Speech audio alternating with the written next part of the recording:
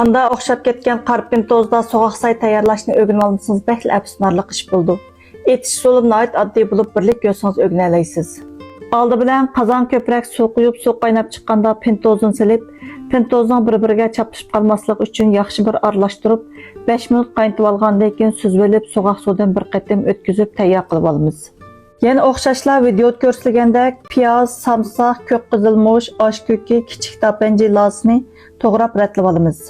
Cho'ngroq qachimizga avval ko'k qizilmosh, piyozni solib, bularni yumshatib olish uchun muvofiq tuz solib, yaxshi bir aralashtirib 2 minut turg'izib o'tgandan keyin pentoza, samsoq, kichik tapanji lasi, osh ko'kini solib, bir qo'shiq hajomayi, bir qo'shiq kunjut mayi, bir qo'shiq shangchov, yarim piyol achchiq suv quyib, o'zimiz oilada tayyor qilib olgan yog'mush qiyobidan bir qo'shiq solib, yaxshi bir aralashtirib, tetutquning ta'mi bir-biriga singicha 10 minut qo'yib, taqsimiz kelib iste'mol qilsaqla bo'ladi. Anda